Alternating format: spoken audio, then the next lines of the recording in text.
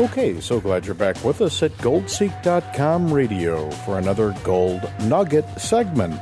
Today's special guest, Congressman Dr. Ron Paul.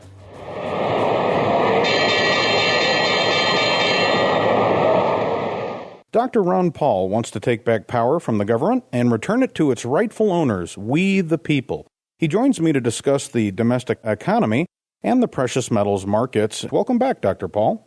Thank you. Good to be with you. Let's begin with your successful efforts to force an audit of the Fed's monetary policy. It passed the House in 2010 as part of an overhaul of the financial regulations, and the bill convinced Congress to audit the Fed's credit crisis programs for conflicts of interest. Plus, the Fed must now identify which banks receive funds. Please tell us more, sir. Well, of course, that was a bit of success. We were able to bring it to the attention of the American people and to the Congress the importance of knowing what the Fed was doing. They were churning, trillions and trillions of dollars worth of credit for the benefit of their friends. Even though we got that passed in the House, I think most people know that it was taken out in the conference. The Senate didn't want it, and the President didn't want it, wouldn't sign the bill with it. But nevertheless, it served a great purpose because people all of a sudden across the country started to realize that the Federal Reserve was very much involved in the business cycle and the collapse and the bailing out of the special interest.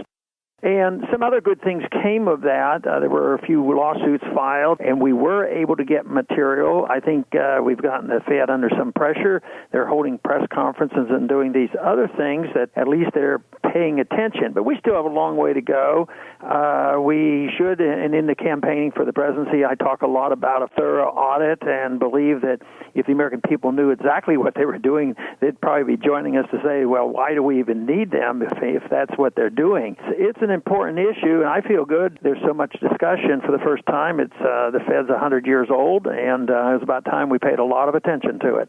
Voters are waking up to the fact that the creature from Jekyll Island, i.e. the Fed, is the mechanism that is essentially run for the benefit of the behemoth commercial banks, including some foreign central banks as well. And this creature, as you mentioned, was born in 1913. It's approaching its 100th birthday. Will its epitaph read deceased in 2013, Dr. Paul? No, it's going to be around for a while. I think that they always seem to be able to patch things together longer than we ever believed. But the one thing is you can't promise that because the end stages of a currency can come rather quickly. You can slip and slide as we have been. If you look at the value of the dollar from 1913, it's dropped dramatically, but even since 71, it's dropped about 85%. But it's been steady and gradual. But when the panic comes, when people lose confidence, then everything breaks down, and that's so serious. Right now, there's a lot of people, it's in their interest to keep the dollar going, and the dollar, as long as they can keep trust in the dollar, they can keep bailing out the world. I mean, Bernanke's prepared to bail out the banks of Europe and the euro and the debt that's involved with all the nations over there. But the market is more powerful. But I still think that they're going to be able to fool the market and convey a bit of confidence, because if they don't, it's such a disaster. I believe we face something different than the world has ever faced before, because it's so global and it's so dollar oriented, and all the currencies are fiat. There's no restraint whatsoever, and all they're dealing with is finding out who should be stuck with the debt, and they're just shifting the debt, and that's what this whole crisis was about in 8 and 9, and within the United States is who would hold the debt, and it looks like the taxpayers holding the debt, and the people who were making money when the bubbles were being formed, they're the ones who got the bailouts, which is tragic, but the American people are waking up to what's been going on. The creature's right-hand man, Chairman Bernanke, opposed your bill, citing the need for the Fed's ability to set lending rates. In other words, they're worried, Dr. Paul, about losing their power to control the overnight lending rate. Please tell listeners why. Well, they despise freedom. They despise the marketplaces because they want the control. They want to benefit from the inflation as the money is being passed out, because they get to spend the money first. The people get it last, and they get the problem of rising prices. But they also put themselves in position to benefit from the lender of last resort. You know, the bank, the central bank comes in and props up the banks. I think philosophically they really don't believe that you can, run the world on a commodity standard. Others do it just for power. Others do it because it's a way of financing big government. You can finance, generally wars are always financed through inflation, and the welfare state is financed through the inflation of the money supply. It is a vehicle, so it's a mixture. Some people do it to make money. Some people do it to get power. Some people do it because philosophically, they have been taught for so many years that gold it doesn't make any sense. But to us who understand commodity money, paper doesn't make any sense. That's what's going on, but right now we're not in charge, but the marketplace is really in charge, and what I fear is that I worry about whether or not we'll be in place to pick up the pieces and help design the new currency. Right now, the internationalists know that this is not going to work. They're already talking about a new currency, but they want to put it under the IMF and the World Bank and the United Nations. Let them be in charge rather than having the market be in charge under the sovereignty of a particular nation. So there's a big difference between the two as far as the solutions go. Well, speaking of waking up to the importance of gold, even one of your running mates, former U.S. House Speaker Newt Gingrich, publicly endorsed your legislation, saying that you are absolutely correct. Mr. Gingrich called for a gold commission. Well, he's a few decades late compared to your efforts, but are his sentiments sincere here, sir? We don't know what's in their heart and mind, and maybe he did have a change of heart. I certainly didn't get much help when he could have helped me. But regardless of what is in what motivates him, I do know that politics are always very important. I mean, even if he supported my position on that, if he thought it would be detrimental to say this, he wouldn't do it, even if he believed it. The fact that he is now saying it, he's making the assumption that there are enough people in this country who are interested in sound money. So I would say that is a reflection of the people who believe in free markets and sound money are making a lot of progress.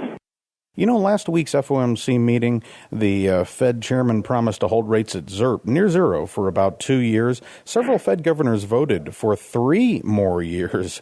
This is unprecedented. Economists claim the policy's working. The official unemployment rate fell to 8.3% last week. Is the Fed simply injecting this doomed economy with a dose of adrenaline, or conditions really perking up? I think when he made that announcement, I think it was very negative for the dollar and very positive for gold. So that's hardly going to be the solution. But and then he probably in the same speech, because he's always talking about, well, there's no inflation to worry about. He thinks I know the prices are going up more than 2% a year. But even if the price inflation was 2% a year, somebody's still stealing 2% of your money. That's still wrong. But I think it's much worse. But what they don't want to admit, from an Austrian viewpoint, is there's a horrendous amount of inflation. If you just measured it by the increase in the money supply, and it's going up, they double and tripled it. Depending on which measurement you look at in the last 3 years since the crisis hit. So that's the inflation. That's the distortion. One symptom, one result of inflation will be rising prices, and they will be uneven, and wages don't keep up with it. It's the distraction that is created by messing around with the interest rates and the savings, because it discourages savings, and you allocate credit through the Federal Reserve rather than savings and the market allocating credit. So there are so many other things. Rising prices is one thing, but malinvestment is another thing. Excessive debt is another thing. And how the credit is allocated, that is done politically rather than through the marketplace. So the inflation is the problem, and that inflation to me is strictly defined as somebody artificially increasing money and credit out of thin air. Thanks due in large part to your efforts to audit the gold in the Federal Reserve System, the public awareness on this topic is increasing.